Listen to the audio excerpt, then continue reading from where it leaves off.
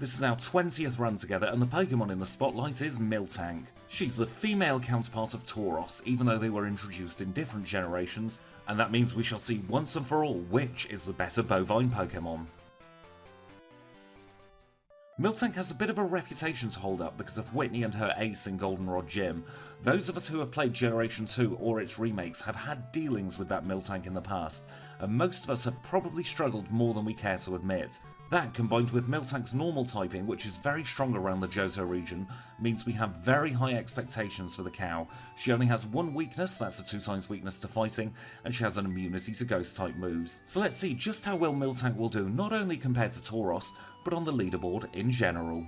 Because we're doing a direct comparison with Tauros in the next video, both Miltank and Tauros's DVs are exactly the same.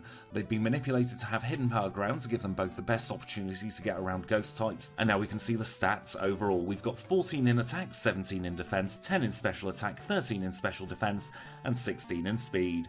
And with that, the challenge has begun. We get the potion from Professor Elm's aid, and as always, I will show you the very first encounter. We had a little bit of a trek to get our first encounter, and in this instance, it's a level 3 Rattata. It only takes a couple of hits to knock out, and that means we can move on to Mr. Pokemon's house. And it's at this point I'd like to mention a couple of changes to the overlay. In the bottom left hand corner we now have a direct comparison to Giraffurig's splits, which means we're going to have a direct comparison to Giraffurig's pace throughout the entire journey. And in the top right hand corner the moves now auto update, and I want to say a big thank you to Kangastan for helping me get GameHook set up. I will link his channel in the description, so please be sure to check him out because he has helped more than you could ever imagine. And with that out of the way, we take out the rival with great ease, just taking a few tackles, and we can move on to tell the police officer that this rival's name is triple question mark. As a kid, I always thought this was a test from the police officer, and you'd get reprimanded if you called him anything other than triple question mark. So as a bit of an homage to my previous self, we shall always name him triple question mark. Now just before we enter Violet City, I want to show you this battle with Bugcatcher Don. We learn our first level up move off this Caterpie, and it is Defense Curl. Defense Curl is going to be great when paired with Rollout later on, and it's also going to be great for bulking up. And with all that out of the way, we can move on to Falconer. He's a flying type leader and he will lead with Pidgey. Pidgey gets knocked out in a pair of tackles. We have a normal tackle and a critical hit tackle, and that brings us straight onto the Pidgeotto. We miss our first tackle, we make up for that with a critical hit on the second tackle. Third tackle takes it into the yellow as we miss another tackle. A couple more tackles gets the job done. We've beaten the Pidgeotto, and we've defeated Falconer in a time of 6 minutes and 28 seconds. That's 5 seconds slower than Giraffurig's pace. We get TM31, which is Mud Slap, and we are going to teach that straight away to Miltank. We need a way to hit ghost types in the early game, and Mud Slap is just the ticket for it. We can now move on into the Ilex Forest and pick up our HM friends. Paris shows its face first, which is quite rare because Paris is only a 5% encounter. We'll hook a Pokeball at it, and it doesn't want to be caught. This is incredibly frustrating when this happens, but we do manage to get it on the second ball, and we just need to look for a Psyduck now. As always, the timer is paused in between encounters and will resume when we find our target Pokemon. Psyduck's a lot easier to catch and goes in one single Great Ball, and that means we have our HM friends safely tucked away in our back pocket, ready to be used when they need to be. We have a little chat with Kurt, who tells us all about the shenanigans that Team Rocket are pulling over in the Slowpoke well. We deal with them, we learn Stomp in the process, and that means we can move on to the second gym. It's Bugsy, he is a Bug-type leader, and he leads with a Metapod. Stomp is really our best option throughout the entirety of this gym. It's a very strong normal-type move, with 65 base power, and also has the chance to flinch. The Caterpie and the Metapod go down in just a couple of hits each, and that brings us onto the Scyther. Scyther starts the Fury Cutter but doesn't build up enough power to knock us out. We defeat the gym very comfortably in a time of 13 minutes and 24 seconds. We're now ahead of Giraffurig's pace as we take on rival number 2. This is the reason we taught Mud Slap earlier on, because it means we can hit the Ghastly. Ghastly's Hypnosis misses, and that means we are through the tricky part of this battle. Zubat throws a little spanner in the works by confusing us, but we still manage to take it out in 2 hits. Out comes Bayleaf. We hit through Confusion once more, but it does manage to poison us. On the very next turn we do hit ourselves in Confusion and take some Razor Leaf damage, but we snap out of Confusion, and now we've just got to stomp on Bayleaf once more to knock it out, and we have defeated rival number 2. So before going into the forest we heal up the poison damage, we then get cut from the Charcoal Maker, we'll get Headbutt from the green-haired man here in the forest. We'll also get the sweet scent TM from the lady just outside the Ilex Forest, and we can move on into Goldenrod City. First thing we do in Goldenrod City is pick up the bike so that we can move around the region a little bit quicker and maybe save a few seconds here and there. We'll get the coin case from the underground, and we'll give our Miltank a bit of a haircut. Now I think really this time they're focusing just on the tail, because the tail's got a little bit floofy. After that it's time to pick up the coins and the Abra from the game corner. That is going to be used as our budget fly for the first part of the game, and also comes in handy in the Kanto region. And now it's time to pick up yet another Spearow. We are inundated with Spearow at this point. This is our 20th main run Spearow, and honestly, I don't know what to do with them all. I have just got Spearow in every room of my house. But moving on from that, we'll pick up the Rollout TM, we'll have a little chat with Floria at the Sudowoodo, we'll pick up the Dig TM so that we can dig our way out of buildings, and now it's time to take on Whitney. Before it's Miltank v Miltank, we have to get through a Clefairy. Clefairy uses Metronome, gets Kinesis, it fails, and we're on to Miltank. We stomp her Miltank and it flinches. Her cow starts to roll, but I think she has left it too late. A couple of stomps later and we have knocked out the Miltank, so our Miltank is just better, Whitney. Give me that badge. We get the plain badge, which not only increases our speed, but will also give us a 12.5% increase to our normal type moves. So we are really getting the most out of normal type moves, which is why I decided at this point to replace Tackle with Headbutt. Headbutt is just a stronger stomp, and we'll try it out here on this Jolteon. Anything less than a one-shot KO will make me very disappointed, but I don't have to be disappointed. We knock out the Jolteon, and for that we might as well get the Surf HM. Surf from the man in front of the Kimono Girls, and we'll now move on towards the Lake of Rage. We're doing Lake of Rage early, so we'll pick up the Rare Candy, and we'll also pick up Hidden Power. And this is the reason why we went to the Lake of Rage early, because our Hidden Power type is Ground, and Ground is perfect for the upcoming battles. The rival now has a Haunter on his team, and Mudslap just will not cut it, and also we have the Ghost Gym coming up. So talking of the rival, let's test out our Hidden Power on his Haunter, and also we can use it on the Magnemite as well. So Haunter goes down in one shot with a critical hit. We can move on to Magnemite. Magnemite is 4 times weak to ground, so puts up no resistance whatsoever. We can't hit the Zubats with Hidden Power ground though, so we do headbutt it instead. We just headbutt the Bayleaf a couple of times to take care of his final Pokemon, and with Rival 3 all done and dusted, let's straight away move on to the gym. We've got Mortie, the pesky ghost type leader, and he will lead with a Ghastly. Now we only have one move to hit all of his Pokemon, and that is Hidden Power. It takes care of the Ghastly in one shot. Same thing happens on the Haunter. Here comes the Gengar. Gengar can be scary because it has Dream Eater, but Hypnosis misses, which means we knock it out in 2, and the final Pokemon is Haunter. We outspeed, knock it out, and that was a very easy Mortie battle. Time of 27 minutes and 56 seconds. We are on such a good pace right now.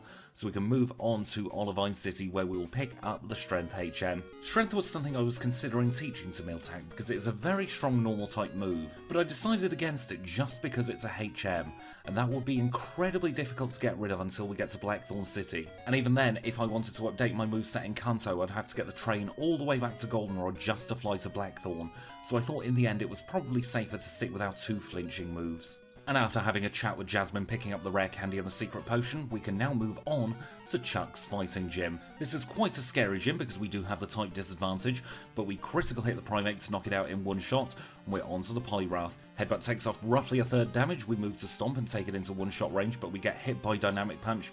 We hit ourselves in Confusion, his Dynamic Punch misses. We snap out of Confusion, that means we can hit the Poliwrath to take it down and defeat Chuck in a time of 33 minutes and 26 seconds. Our reward for that is getting the Fly HM from Chuck's wife, which means we can travel to the Lake of Rage. I didn't heal before the Red Gyarados, which means we are going to be relying on Stomp for the most part. Stomp, Headbutt and another Stomp easily takes care of it though, and we can now have a little chat with Lance the Liar. He's got some stuff in Mahogany Town that he wants to help us deal with, so we might as well just get that off-brand HM06 that he always gives us. It's Whirlpool, but it seems more like a Vortex to me. Anyway, moving on to Pryce and his Ice Gym. Pryce will lead with a Seal, which isn't an Ice type, and I am convinced at this point that the whole Johto game is a pack of lies. We've got leaders using Pokemon not of their types, we've got Lance who's just a liar in general, and I'm sure we'll find even more liars in the region as well. So we'll take out the Dugong for our frustrations there, and we're onto the Piloswine. Piloswine uses Blizzard. We headbutt it a couple of times as it misses a Fury attack. It missed the Fury attack because all the Fury's coming from us and our cow. We are furious at this game for lying to us through its teeth, even though it doesn't have teeth. So we'll take care of Pryce in a time of 39 minutes and 39 seconds. And we'll move on to Jasmine. Jasmine is a Steel-type leader, and she will lead with a Magnemite. As we know from previous experience, Magnemite is 4 times weak to ground, so it's just a single Hidden Power to take care of the first one. and the second one, no getting paralysed in this battle for us, and we can move on to the Steelix. And this is what makes me think that Jasmine is part of this cheating ring as well. Her Steelix manages to hit 4 Iron Tails in a row to knock us out and give us our first reset. I am very annoyed at this Steelix. So back onto the Magnemite we go. We know these are a mere formality because they get knocked out in a single hidden power each, and we're now back onto the Steelix. Our only option really at this point is to hope that Steelix misses its Iron Tail. It is only 75% accuracy. And fortunately for us here, Steelix misses twice in a row and Jasmine uses her potion very early on. That gives us a little bit more wiggle room, and another miss has all but sealed that Steelix's fate. We knock it out and we get our badge in a time of 42 minutes and 15 seconds. That is 5.5 minutes ahead of Girafarig's pace. But do bear in mind that Girafarig did Sprout Tower before the Violet City Gym. So we're going to lose a little bit of time here as we get the Flash HM, and we can now move on into Goldenrod City, where we'll pick up the rare candy, we'll pick up Return from the Lady in the Goldenrod department store, and we'll immediately teach it to our Miltank. And Return is going to replace Stomp. We have 2 flinching moves on our learn set right now, and Stomp is the weaker of the 2, even though it does have that little bit more PP. And now it is time for our 4th and penultimate rival battle. It's rival number 4, and he leads with a Golbat. Golbat confuses us, and this is a really bad start as we hit ourselves in confusion once and twice in a row. We hit ourselves for a 3rd time in a row as Wing Attack gets a critical hit, and we are only on 44 HP for the rest of the battle. Magnemite's trivial because of its 4 times weakness to ground, and we move on to Haunter. Haunter can't really hit us, so we OHKO it with another hidden power, and we're on to the Sneasel. We use Return against the Sneasel to take care of it in 1 hit, and the final Pokemon is Meganium. Meganium uses Razor Leaf to take us into red, but that's not enough to knock us out, and we just about scraped my rival 4 without a reset. After that, we deal with the Team Rocket situation up at the top of the radio tower, and our reward is the Pink Bow from Mary. That is going to increase the power of our normal type moves by a further 10%. So we have the badge boost, we have the Pink Bow, and that combined with Stab means our normal type moves are incredibly powerful. So we'll test out the Pink Bow against this cool trainer, and we don't quite knock out a Dragonair in 1 shot. However, we grow to level 43, we are able to learn Body Slam in place of Headbutt, and hopefully that extra level will be just what we need against Clair's Dragonair. She also runs level 37 Dragonair, and they have Thunder Wave, and Thunder Wave will slow us right down if we don't OHKO. We got very lucky with a Thunder Wave miss there. We get a better damage roll on Dragonair number 2 to knock it out in 1 shot, and we get a much better damage roll once again on Dragonair number 3. We are on to the Kingdra. Return takes her to just over half health, enough to take her into healing range, so we just have to return 3 times to knock out the Kingdra, and we've defeated Clair in a time of 58 minutes and 5 seconds. However, we don't get the badge itself until 58 minutes and 56 seconds because Clair threw a bit of a strop. Now we can move on to Victory Road, and the first thing we're going to do in Victory Road is pick up Earthquake. Earthquake is going to replace our Hidden Power Ground, because Earthquake is ostensibly a stronger hidden power for us in this run, and we'll also teach Shadow Ball in place of Body Slam, so it's short and sweet for Body Slam, but I think Shadow Ball and Return is a much better learn set for the first part of the league. And now it is time for our final rival battle. It's Rival 5, and this time he leads with Sneasel. He's never quite sure what to lead with, and in every instance it doesn't quite work out for him. So we'll OHKO the Sneasel, we OHKO the Golbat this time, which is a much better progress than we were before. Earthquake is fantastic against the Magneton. Earthquake will also be fantastic against his Haunter to knock it out in 1. That just leaves 2 Pokemon left to go. We've got Shadow Ball for the Kadabra, but I accidentally misclick and use Defense Curl on the first turn, and that means we're going to take a little bit more damage than we otherwise would have done because we take the Future Sight hit as well as a critical hit Razor Leaf. But Return knocks out the Meganium, and we say goodbye to the rival for yet another challenge. Once again, he didn't prove to be any challenge at all for us, so we can move on into the Pokemon League. First thing we'll do is heal up at the nurse at the counter, and now it's time to say thank you to our HM friends. Thank you to Kenya, to Abra, to Psyduck, and to Parrish. You've all been a great help in the Johto region. Get some well-deserved rest as Miltank takes on the league. We shall buy our 4 full restores. We'll either need them or we won't. And now let's take a look at the stats of Miltank as we head into the Pokemon League. We're only level 47, but we have 166 HP, Return Shadow Ball, Defense and Earthquake with the Pink Bow. We have 107 in attack, 133 in defense, 71 in special attack, 99 in special defense and 128 in speed. So with that, let's take on the first Elite Four member, and it is Will. Will leads with Xatu, and Shadow Ball almost but not quite OHKOs the Xatu, so we do get confused. We hit through our confusion to knock out the Xatu, and we are on to Jinx. It's Lady against Lady, and Jinx goes down in a critical hit Shadow Ball. Next Pokemon out is Exeggutor. We're still confused and hit ourselves in confusion and take a Psychic from the Exeggutor. We're confused no more and take the Exeggutor deep into the yellow. Another hit knocks it out and we are on to Slowbro. Slowbro doesn't get a chance to attack as we critical hit to knock it out, and the final Pokemon is Xatu. We get a low roll on the first Shadow Ball to take it just over half health, but we get a much higher roll on the second turn to knock out the Xatu, and we've defeated Will, and it's time to move on to Koga. Koga is a poison type specialist and he will lead with an Ariados. My initial plan for Halloween was to do Ariados only, but I am far too scared of spiders to even contemplate having a spider on my screen for over 2 hours at this point, so we're going to have to think of something else to do at the end of this month instead. We're on to Fortress and get a critical hit Earthquake, and another Earthquake knocks it out. Muck time! Earthquake does a good job of taking Muck deep into the yellow, and another Earthquake knocks it out. And his final Pokemon is Crobat. Crobat can be very pesky, but in this instance we get a lucky critical hit, and we have defeated Koga. Now let's move on to Bruno. Bruno, a little bit like Chuck, can be scary because he's a fighting type specialist, and he will lead with a Hitmontop. We use a defense curl to boost our defense straight away because we know that Hitmontop loves to dig, so we Earthquake to knock it out, and now it's time for Hitmonlee. Hitmonlee goes down in a single return. Hitmonchan has the priority Mach Punch to deal a little bit of damage, but it doesn't survive a return. Here is the Machamp. Machamp hits its cross chop, but it does a lot less damage than I thought, so I think this one is going to be in the bag. We Earthquake the Onyx and it decides to do one against us just in return. We knock it out and we have defeated Bruno in a time of 1 hour, 6 minutes and 51 seconds. It's Karen time.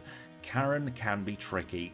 Her Umbreon loves to sand attack, and if we lose accuracy, it is just a roll of the dice. We miss our first return after the sand attack, but we do manage to hit on the next one, and we are on to Vileplume. Vileplume decided to use Petal Dance instead of Stun Spore here, which might have just helped us get through this battle a little bit easier. We have Earthquake for the Gengar and knock it out in one shot. Out comes Murkrow. We're going to have to return the Murkrow, but we miss on our first shot. We hit on the second one to knock it out, and the final Pokemon is Houndoom. Earthquake connects and knocks it out in one shot, and we got very lucky in that Karen fight to get through it without much pain at all. Next person up is Lance, and for Lance we're going to say goodbye to Shadow Ball and we're going to replace it with Rollout. Because Lance is a flying type specialist, every single one of his Pokemon will be weak to a rock type move. So we'll start off with a defense curl against the Gyarados to double the power of Rollout, and we'll get to rolling. 2 Rollouts takes care of the Gyarados, and we are on to the Dragonite number 1. Dragonite number 1 gets one shot with the Rollout, and we move on to his second level 47 Dragonite. That suffers the same fate, and Rollout is really at huge power right now. We outspeed the Aerodactyl to knock it out in one shot, and we are on to Charizard. Fortunately for us, Charizard is 4 times weak to Rock-type moves, so we can rebuild straight away.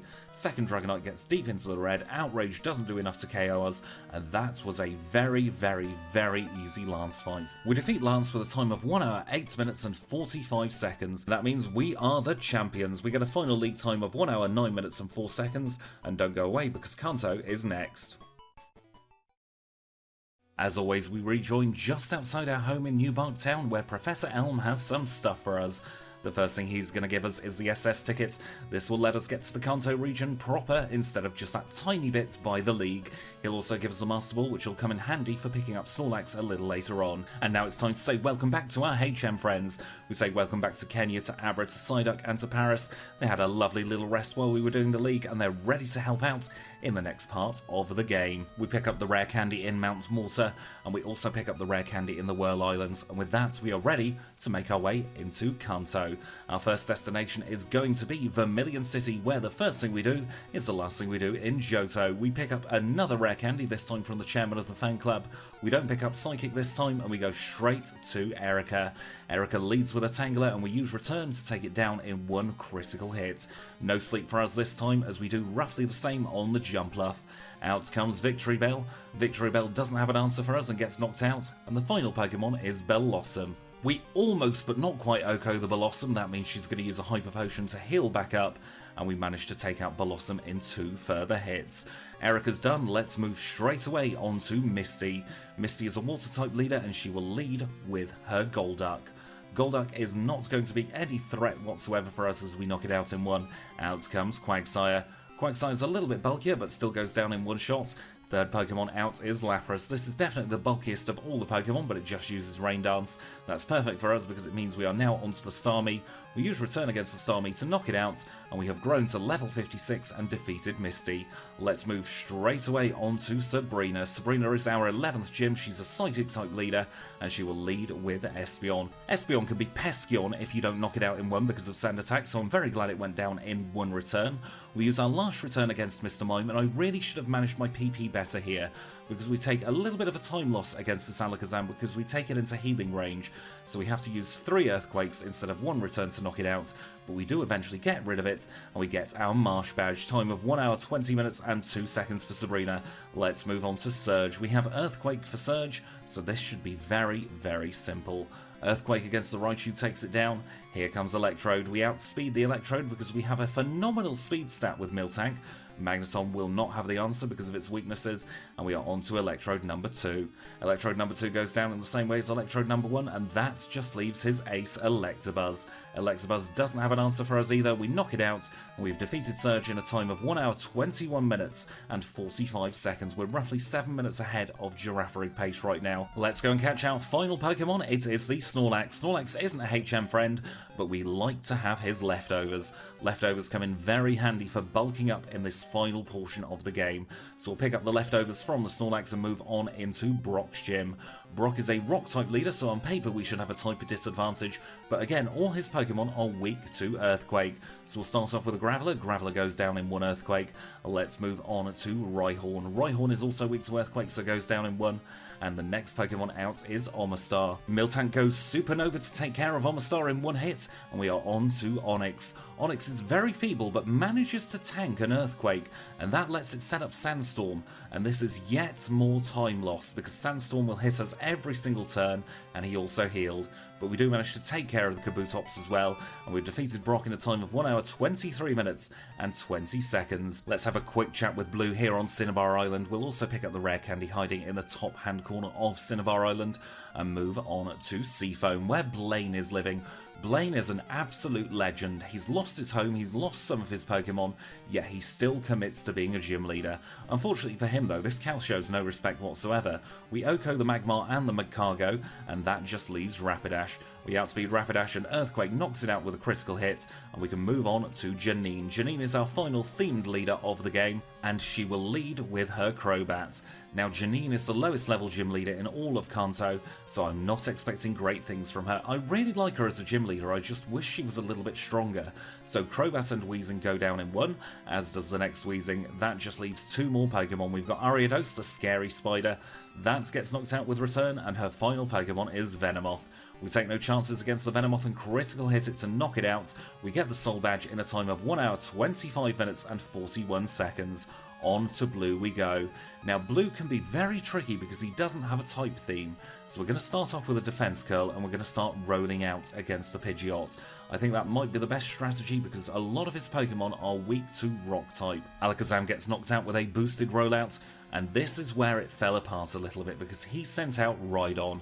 I was fully expecting him to send out something other than Rhydon like his Gyarados, and that means we have yet another Sandstorm to deal with. Now he sends out the Gyarados and Gyarados decides to attack instead of using Rain Dance, and I think this is what lost the battle for us, because we're taking that damage from Sandstorm every single turn and it's whittling away our HP. We get down to 19 for the Executor. We do manage to knock it out, but that brings us on to Arcanine, who sees the knockout with extreme speed, and we're back to square one.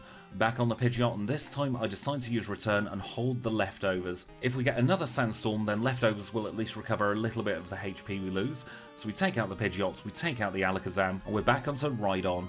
This time we use Earthquake against it and we take it almost but not quite into the yellow as the Sandstorm begins. Another Earthquake takes it into the red, and that just means we're going to have to hit it once more to knock it out. Sandstorm wouldn't be so bad if it didn't whittle away HP each turn, because we have our Pokemon taking damage, we have the Gyarados taking damage, and then we have our leftovers, so we're wasting about 5 to 10 seconds in between each turn. Gyarados changes the weather to rain, which is a little bit simpler because we don't take damage from rain, and now we're on to the Executor. Executor has a similarly frustrating move in Leech Seed, because that again is going to waste time at the end of every single turn. We're on to the Arcanine as the rain stops, we use an Earthquake and we take it into the yellow. Leech Seed regains some of his HP as he uses a Flamethrower. He uses a full restore to waste even more time, We're both in the yellow at this point, and the final earthquake is all it takes to knock him out, and we have finally gotten through blue. I am not happy with the way that battle went. It took us 4 minutes and 25 seconds to get through blue. For such a good Pokemon like Miltank, that is an atrocious blue split, and I think this might be one of the disadvantages of showing the best splits on screen. I get so much more pressure added onto me, and I choked with blue, so let's hope I don't choke with red. We are on our final challenge of the run. It's red, and he will lead with a Pikachu. Fortunately for us, Pikachu is one of the most feeble Pokemon you could ever go up against, and we knock it out in a single Earthquake. We're on to Espeon, who uses Reflect, and that means Earthquake is doing barely anything. I decided to use a Defense Curl. I'm not 100% sure why I did that, but we get knocked out. Let's move back onto Pikachu. This time we're at level 63, we knock out the Pikachu in one hit, and we can move back onto Espeon. We outspeed the Espeon this time, and we managed to knock it out in just 2 hits. Next Pokemon is Snorlax, and Snorlax could be tricky. I decide to Defense Curl and start to roll out.